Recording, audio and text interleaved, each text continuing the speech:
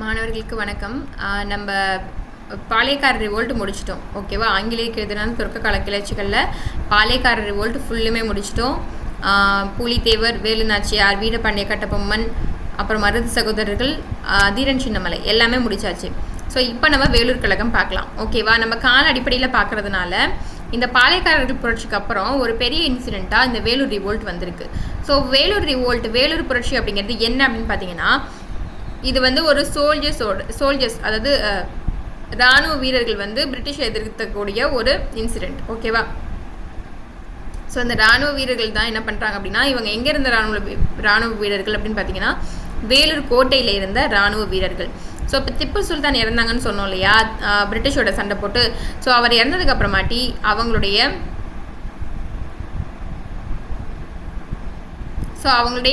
குடும்பங்கள் எல்லாத்தையுமே இந்த வேலூர் கோட்டைக்குள்ளே தான் வந்து வச்சுருக்குறாங்க.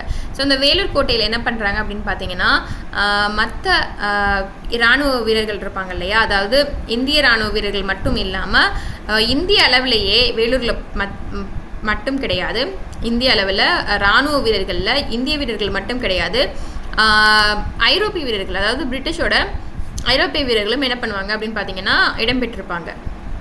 ஸோ அப்போது இந்த ஐரோப்பிய வீரர்கள் என்ன பண்ணுறாங்க அப்படின்னா, அவங்களுக்கு பார்ஷாலிட்டி பார்க்கப்படுது. ஸோ இவங்க என்ன பண்ணுறாங்க, இந்திய வீரர்களில் ரெண்டு பேர் தான் இருப்பாங்க. ஒன்று முஸ்லீம், இன்னொன்று ஹிந்துஸ். இவங்க 2 பேர் இருப்பாங்க. இந்த ஐரோப்பிய வீரர்களுக்கு என்ன பண்ணுறாங்க அப்படின்னு பார்த்தீங்கன்னா, அதிகமாக அவங்களுடைய என்டர்டெயின்மெண்ட்டுக்கு அதிக சேலரி கொடுக்குறாங்க. என்டர்டெயின்மெண்ட்டுக்கு கொண்டு நிறைய விஷயங்கள் வந்து அவங்கள ஸ்பெண்ட் பண்ணுறாங்க மணி. பட் ஆனால் நம்மளுடைய இந்திய வீரர்களுக்கு அப்படி எதுவுமே கிடைக்கல. ஓகேவா? ஸோ அப்போ அந்த வேலூர் ரிவோல்ட் நடக்குது இல்லையா, இந்த வேலூர் ரிவோல்ட்டுக்கு முக்கியமான காரணங்கள் என்னென்ன அப்படிங்கிறத நம்ம பார்க்க போகிறோம். ஸோ ஓகேவா? ஸோ ஃபஸ்ட்டு திங், அவங்களுக்கு லோ சேலரி கொடுக்குறாங்க. ஸோ காரணங்கள் சொல்கிறேன். ஸோ ஒரு பொதுவான காரணங்கள் இருக்குது, அடுத்து இமீடியட் ரீசன் ஒன்று இருக்கும், உடனடி காரணம் அப்படின்னு சொல்லிட்டு ஒன்று இருக்கும். So first thing, low salary இராணுவ வீரர்களுக்கு. ஓகேவா? ஸோ ஐரோப்பிய வீரர்களுக்கு நிறையா கொடுக்குறாங்க, அவங்களுக்கு ப்ரொமோஷன்ஸும் உண்டு, இன்க்ரிமெண்ட்டும் உண்டு. பட் இவங்களுக்கு வந்து லோ சேல்ரி தான், ப்ரொமோஷன்ஸும் கிடையாது, இன்க்ரிமெண்ட்டும் கிடையாது. ஸோ இந்த மாதிரியான விஷயங்கள் வேலூர் கோட்டைக்குள்ளே இருந்த வீரர்களுக்கு நடந்துகிட்ருக்கு.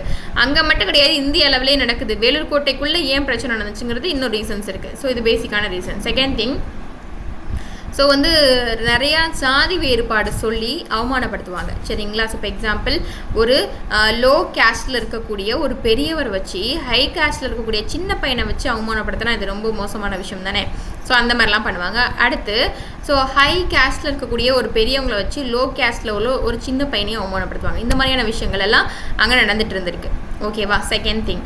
தேர்ட் திங், இமீடியட் ரீசன் அப்படின்னு சொல்லிட்டு சொல்லுவாங்க. சரிங்களா? ஸோ இமீடியட் ரீசன் வந்து நிறையா இருக்குது. அதில் ஜான் கிரட்டாக் அப்படிங்கிறவர் அதாவது வேலூர் கோட்டைக்குள்ளே இருக்கக்கூடிய இராணுவ தலைவர் அப்படின்னு சொல்லிட்டு சொல்லுவாங்க. ஓகேவா? அந்த இராணுவ தலைவர் என்ன பண்ணுறாரு அப்படின்னா, இவங்க எல்லாருக்கும் ஒரு தலைவர் மாதிரி இராணுவ தலைவர். சரிங்களா? அவங்கள அந்த பொறுப்பில் போட்டிருக்காங்க. ஜான் கிரட்டாக் என்ன பண்ணுறாரு அப்படின்னு பார்த்தீங்கன்னா, ஒரு நியூ ரூல்ஸ், ஆர்மி ரூல்ஸை ஒன்று ஃபார்ம் பண்ணுறாங்க. ஓகேவா? ஸோ அதாவது புதிய இராணுவ விதிமுறைகளை கொண்டு வராங்க. தமிழில் ரொம்ப முக்கியம். அந்த விதிமுறைகள் என்ன இருக்குது அப்படின்னு பார்த்தீங்கன்னா, ஃபஸ்ட்டு திங், மத அடையாளங்களை நீங்கள் யூஸ் பண்ணக்கூடாது. ஸோ அவங்களுக்கான ஒரு ரிலீஜியன் சைன் இருக்கும் இல்லையா, அதை நீங்கள் யாருமே யூஸ் பண்ணக்கூடாதுங்கிறாங்க. இப்போ எக்ஸாம்பிள், ஹிந்துஸ்க்கு வந்து இப்போ அவங்க நெத்தியில் திருநூறோ குங்குமமோ இதை வந்து இட்டுக்கக்கூடாதுன்னு சொல்கிறாங்க. முஸ்லீம்ஸ்க்கு வந்து அவங்க ஏதாவது கேப் யூஸ் பண்ணாங்கன்னா அதெல்லாம் யூஸ் பண்ணக்கூடாது. ஸோ ஆர்மியில் யூஸ் பண்ணக்கூடாது, பட் அவங்க வந்து கடுக்கான் போட்டுக்கக்கூடாது. இந்த மாதிரியான விஷயங்கள், நிறையா விஷயங்களை அவங்க அப்போஸ் பண்ணுறாங்க. பிரிட்டிஷ் வந்து ரூல்ஸ்குள்ளே கொண்டு வராங்க, இந்த மாதிரி பண்ணக்கூடாதுன்னு சொல்லிட்டு. செகண்ட் திங், அவங்களுடைய அப்பியரன்ஸ் ஒரே மாதிரி இருக்கணும்னு சொல்கிறாங்க. ஸோ வந்து தமிழர்கள்லாம் எப்படி இருப்பாங்க அப்படின்னு பார்த்தீங்கன்னா, நல்லா மீசையை நல்லா முறுக்கு மீசையாக வச்சுக்கிட்டு, தாடிலாம் நிறையா வச்சுக்கிட்டு, ஸோ அந்த மாதிரி தான் இருப்பாங்க. பட் பிரிட்டிஷ்க்கு வந்து அந்த மீசு தாடிலாம் அவ்வளோவா வளராது. ஸோ அதனால் அவங்க பொறாமப்பட்டுட்டு என்ன பண்ணுவாங்க அப்படின்னு பார்த்தீங்கன்னா, ஸோ நீங்கள் வந்து இந்த முறுக்கு மீசையெல்லாம் வச்சுக்கூடாது, தாடிலாம் வச்சுக்கூடாது அப்படின்னு சொல்லிட்டு க்ளீன் ஷேவ் பண்ண சொல்லி, ஸோ ஒரு மீசையுமே வந்து முறுக்கிலாம் வச்சுக்கூடாது, நார்மலாக வச்சுக்கோங்கன்னு சொல்லிட்டு இந்த மாதிரியான ரூல்ஸ்லாம் போடுறாங்க. ஓகேவா? ஸோ அப்போ சிமிலர் அப்பியரன்ஸ் எல்லா சோல்ஜர்ஸும் வச்சுக்கணும் அப்படின்னு சொல்லிட்டு சொல்கிறாங்க. ஓகேவா? தேர்ட் திங், ஸோ அவங்க இன்ட்ரடியூஸ் பண்ண நியூ கேப், ஓகேவா. ஸோ இந்த தலைப்பாகை தான் அதை வந்து எப்படி அழைக்கப்படுது அப்படின்னா அக்னியூ, அதாவது இராணுவத்தினுடைய துணை தலைவர்னு சொல்லப்படுற அக்னியூ தான் இந்த தலைப்பாகையை யூஸ் பண்ணுறாரு. ஸோ அதனால் இது அக்னியூ தலைப்பாகைன்னு அழைக்கப்படுது. உடனடி காரணத்தில் மிக முக்கியமான காரணம் இந்த அக்னியூ தலைப்பாகை தான். ஓகேவா. ஸோ அந்த கேப் எப்படி இருக்குது அப்படின்னு பார்த்தீங்கன்னா நியூ ரவுண்ட் அண்ட் யூரோப்பியன் ஸ்டைலில் அந்த கேப் இருக்கான். அது அந்த கேப் புது வகையாகவும் இருக்கான், வட்ட வடிவில் இருக்கான். அது மட்டும் இல்லாமல் ஐரோப்பியர்களுடைய அந்த ஸ்டைலில் இருக்குன்னு சொல்கிறாங்க. ஸோ இந்த ரீசன்னால் அந்த கேப், அது மட்டும் இல்லாமல் அந்த கேப்பில் இருக்கக்கூடிய பேட்ஜ் இருக்கு இல்லையா, ஸோ அந்த பேட்சில் என்ன பண்ணுறாங்க அப்படின்னு பார்த்தீங்கன்னா விலங்குகளுடைய கொழுப்பு வந்து கலக்கப்பட்டிருக்கிறதா சொல்லப்படுது. ஓகேவா. ஸோ அந்த ஜெல் மாதிரி ஒரு விஷயத்த அதில் அப்ளை பண்ணியிருக்காங்களாம். அந்த ஜெல் அப்படிங்கிறது பன்றி கொழுப்பும் மாட்டு கொழுப்பும் உடையது அப்படின்னு சொல்லிட்டு சொல்கிறாங்க. ஸோ இது வந்து இதே காரணங்கள் தான் நமக்கு 1857 ரீவோல்ட்டுக்கும் நமக்கு சேம் திங் வரும். ஓகேவா. ஸோ நியூ என்ஃபீல்டு ரக துப்பாக்கி அப்படிங்கிறத யூஸ் பண்ணுவாங்க ஆங்கிலேயர்கள். அங்கே இருக்கக்கூடிய சோல்ஜர்ஸ்க்கு அதை சொல்லுவாங்க. ஸோ அதோட கேட்ரிட்ஜை ஃபில் பண்ணும்போது ஸோ என்ன பண்ணுவாங்க அப்படின்னு பார்த்தீங்கன்னா நல்லா பல்லால் இழுத்து கடிச்சு பிடிச்சி இழுத்து தான் அந்த கேட்ரிட்ஜை ஃபில் பண்ண முடியும். ஸோ அந்த கேட்ரேஜில் வந்து ஃபில் பண்ணிக்கக்கூடிய ஜெல்லு வந்து ஒரு விலங்கினுடைய 2 விலங்கினுடைய கொழுப்பு தான். ஸோ அது மாட்டு கொழுப்பு ப்ளஸ் பன்னி கொழுப்பு ரெண்டும் சேர்ந்தது தான். ஸோ இந்த பன்றிகளை என்ன பண்ணுறாங்க அப்படின்னு பார்த்தீங்கன்னா முஸ்லீம்கள் வெறுக்கத்தக்க ஒரு விஷயமா அவங்க வச்சுருக்காங்க. மாட்டு கொழுப்பு அப்படிங்கிறது மாட்டை வந்து கடவுளாக வணங்குறாங்க இந்துக்கள். அதனால இந்த 2 ரீசன்ஸுமே சிமிலராக வந்து ஒத்து போகும் வேலூர் ரிவோல்ட்டுக்கும் இதுக்கும். ஸோ 1806 வேலூர் ரிவோல்ட் அப்போது அவங்களோட பேட்சில் வந்து அந்த விலங்குகளுடைய தோல் வந்து பொறிக்கப்பட்டு அந்த ஜெல் இருந்ததுனால இவங்களுடைய உடனடி காரணம் மறுக்கிறதுக்கு இதுதான் சொல்கிறாங்க. ஓகேவா. அது மட்டும் இல்லாமல் அந்த கேப்பில் ரிப்பன் குஞ்சம் இந்த மாதிரியான விஷயங்களும் ஆட் பண்ணியிருக்காங்கன்னு சொல்கிறாங்க. இது எல்லாமே புக்கில் உள்ள டேட்டாப்பா. உங்களுக்கு ஒரு ஸ்டோரி மாதிரி நீங்கள் கவனிச்சுக்கோங்க. அப்படி கவனிச்சிங்கன்னா உங்களுக்கு ஈஸியாக புரியும் மனசில். ஸோ அப்போ அந்த ரிப்பன் கொஞ்சமெல்லாம் இருக்கிறது பிடிக்கல இவங்களுக்கு. ஸோ யூரோப்பியன் ஸ்டைலில் இந்த மாதிரி இருக்கிறதுனால நம்ம தமிழர்களுக்கு இது பிடிக்கல, அதனாலையும் எதிர்க்கிறாங்க. அது மட்டும் இல்லாமல் அவங்களோட யூனிஃபார்ம் இருக்கு இல்லையா, அதோட ஃப்ரண்ட்டில் வந்து கிராஸ் போட்ட சிம்பிள் இருக்குது, அதாவது சிலுவை பொறிச்சது இருக்குது, சிலுவை வந்து பொறிக்கப்பட்ட மாதிரி இருக்குது. அதுவுமே தமிழர்களுக்கு பிடிக்கல. ஸோ இந்த மாதிரியான நிறையா விஷயங்கள் தான் காரணமாக இருக்குது வேலூர் புரட்சிக்கு. ஸோ அதனால என்ன பண்ணுறாங்க அப்படின்னா ஒரு கிட்டத்தட்ட 21 பேர் இதை நாங்கள் அந்த சீருடையும் சரி தலைப்பாகையும் அணிய மாட்டோம் அப்படின்னு மறுக்கிறாங்க. ஃபஸ்ட்டு ஸ்டார்டிங் ஸ்டேஜில் மறுக்கிறாங்க.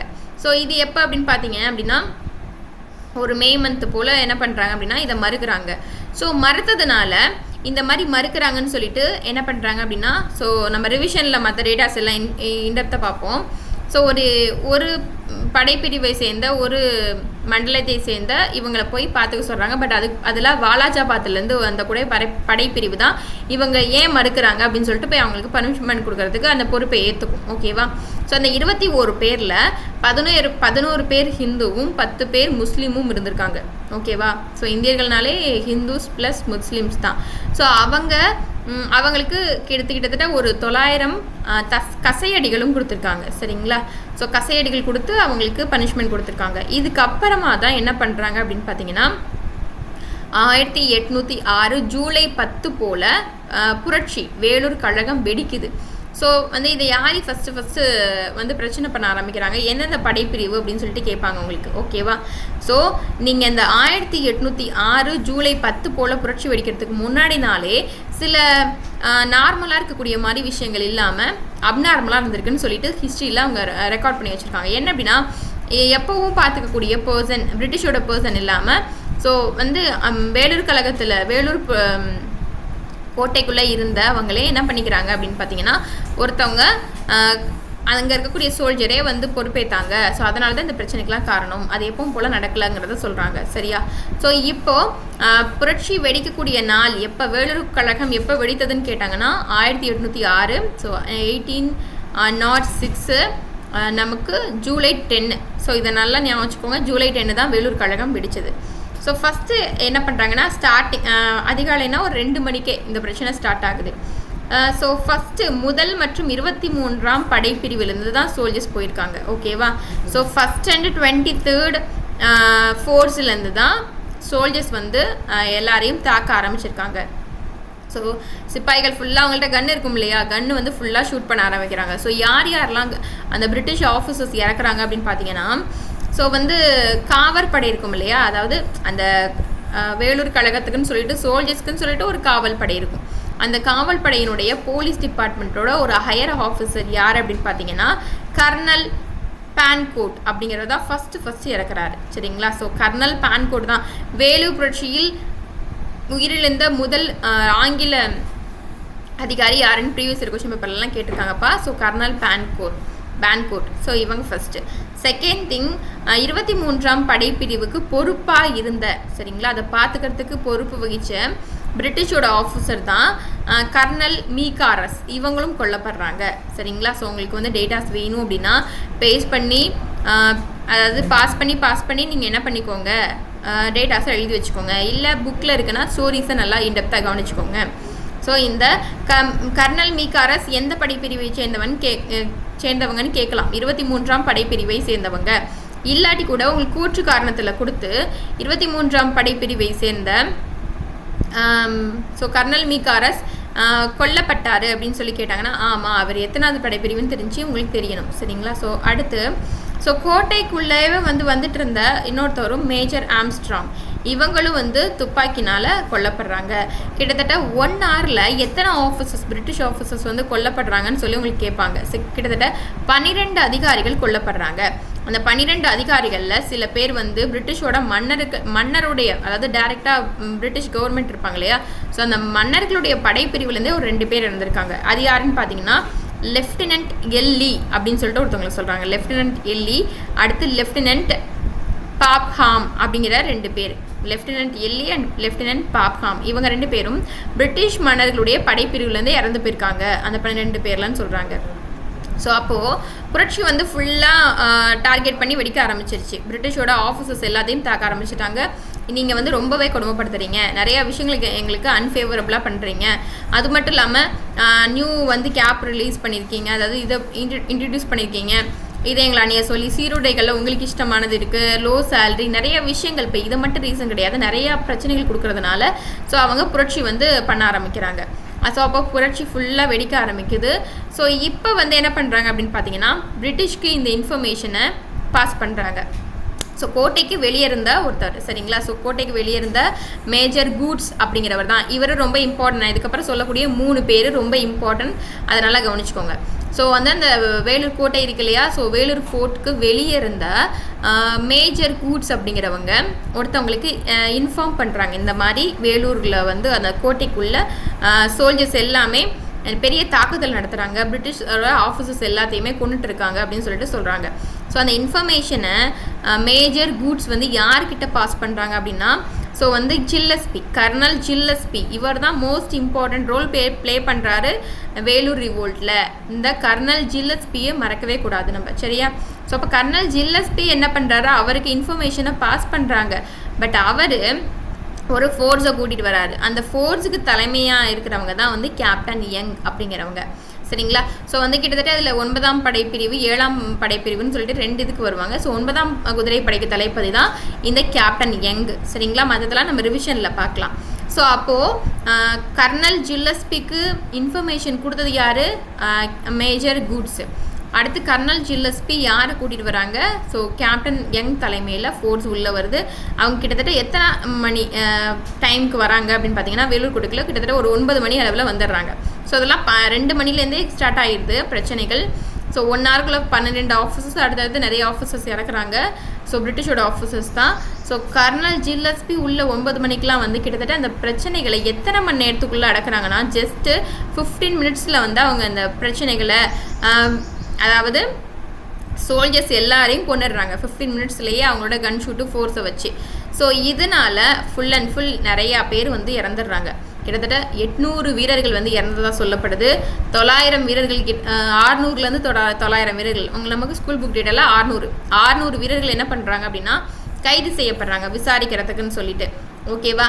ஸோ அப்புறம் இன்னும் ஒரு 300 பேர் வந்து என்ன பண்ணுறாங்கன்னா தண்டனைக்காக வச்சுருக்காங்க.